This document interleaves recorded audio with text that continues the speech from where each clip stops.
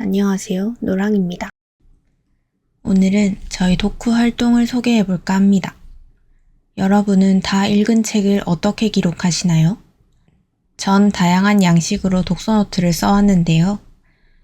요즘은 어떤 방식으로 기록하고 있는지 보여드릴게요. 완독한 지는 오래됐지만 아직 기록으로 남기지 못한 책을 독서노트로 옮겨보려고 합니다. 그럼 같이 구경하러 갑시다. 오늘 독서노트에 옮길 책은 나혜림 작가님의 클로버입니다. 지난 달력 소개 영상에서도 잠깐 이야기했지만 저는 청소년 문학을 정말 좋아해요. 주인공이 아이들이라서 가능한 전개와 변화를 지켜보면 마음이 뭉클해지는데요. 청소년 소설을 읽을 때면 매번 눈물을 흘렸던 것 같습니다. 책을 덮고 마음에 남았던 장면 중에 가장 상반되는 두 장면으로 독서노트를 꾸며볼 거예요. 왼쪽은 노을이 지는 하늘, 오른쪽은 밤하늘입니다. 이야기의 주인공 정인이와 정인이의 할머니는 리어카를 끌고 폐지와 공병을 모으러 다닙니다. 리어카를 끄는 할머니의 뒷모습을 그린 문단이 있는데요. 할머니는 해와 함께 나가서 해와 함께 들어온다. 해가 녹진하게 풀어져 노을로 번질 쯤에야 일을 마치는데 지대가 높은 정인의 집 골목에서 보면 꼭 할머니가 해를 떠매고 오는 것 같다. 이 장면이 엄청 선명하게 그려져서 노을이 지는 배경을 담아보고 싶었어요. 그리고 오른쪽 페이지에는 정인이의 앞에 나타난 악마, 헬레를 떠올렸을 때 그려지는 까만 밤하늘을 담아볼 겁니다. 그라데이션을 넣어 인쇄한 스티커 용지를 손으로 찢어서 콜라주로 하늘을 만들어 줄게요.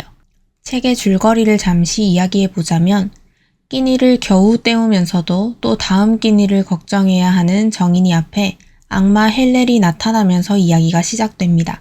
헬렐은 달콤한 유혹으로 정인이의 마음을 얻으려고 애쓰지만 현실에 치여 일찍 어른이 되어버린 정인이는 헬렐의 유혹에 쉽게 응하지 않습니다.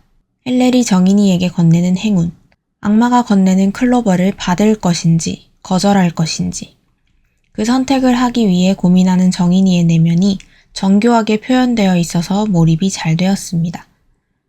정인이의 내면을 지켜보다 보면 마침내 내리게 될 정인이의 선택을 응원하게 돼요.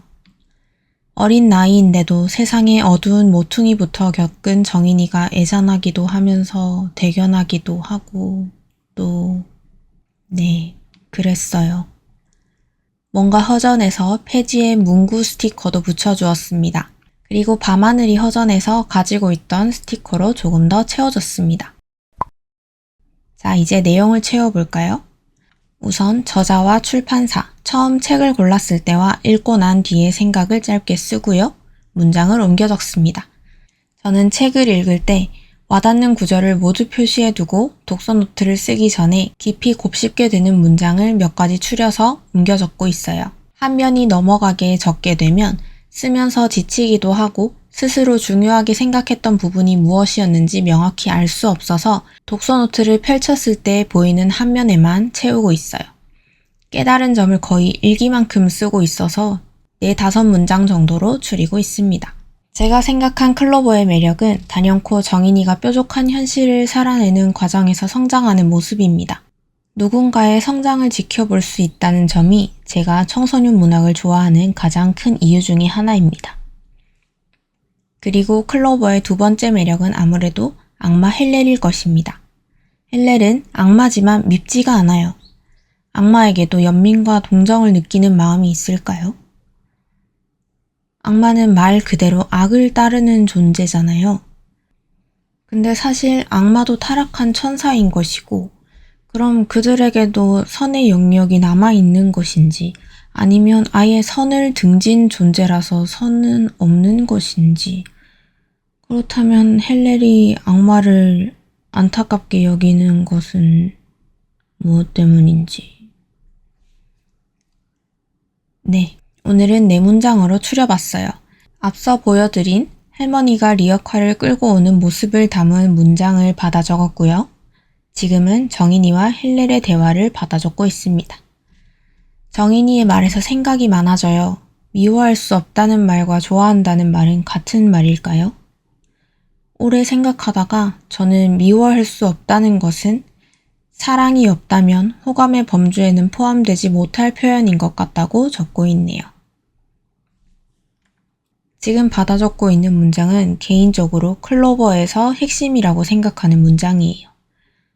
정인이의 물음에 답하는 헬렐의 말입니다. 신은 명령하지만 악마는 시험에 들게 하지. 선택은 인간이 하는 거야. 우와, 악마는 민주적이구나. 정인이 킬킬거렸다. 그게 악의 무서운 점이란다, 꼬마야. 악마는 이번에도 말을 아꼈다. 인간은 누구나 선한 면과 악한 면 모두를 가지고 있잖아요. 그리고 선행과 악행을 선택할 권리는 스스로에게 있죠. 때로는 상황이나 환경적인 요인으로 선보다 악을 택하고 싶을 때가 많아요. 선을 택하기에 내 처지가 여유롭지 않을 때도 있고요. 그럼에도 악을 선택하지는 않죠. 선택 후에 따르는 책임이 얼마나 무겁고 얼마나 무서운지 아니까요. 대신 아무것도 선택하지 않는 쪽을 선택합니다. 저는 그 선택 또한 우리에게 주어진 선택지 중의 하나라고 생각해요. 마지막 문장은 자존심이라는 것이 정인이에게 어떤 마음인지를 묘사하는 문장입니다. 정인에게 자존심이란 어제 저녁에 먹고 남은 찬밥 같은 것이었다. 곱씹어봤자 입만 쓴데 버릴 수도 없는 것. 꾸역꾸역 씹어 넘길 땐 어제 왜 이걸 남겼지? 하고 후회하지만 막상 버리려면 머뭇거리게 되는 것. 그러다 다른 사람의 눈에 띄기라도 하면 세상 맛있는 식사인 척하게 되는 것. 이 문장은 제가 느꼈던 자존심이라는 단어를 명확하게 묘사한 말 같아서 기록해 두었어요. 오래 기억에 남을 표현 같습니다. 여러분은 클로버를 읽고 어떤 장면을 가장 선명하게 떠올리실지 궁금하네요. 자, 이렇게 독서노트를 모두 채웠습니다. 아무리 예쁘게 꾸며도 독서노트는 글씨가 빼곡해야 진짜 완성이죠. 오늘은 여기서 마무리해볼게요. 여기까지 봐주셔서 감사하고 모두 따뜻하게 챙겨 읽고 외출하세요. 저는 다음 영상으로 찾아오겠습니다. 그럼 안녕!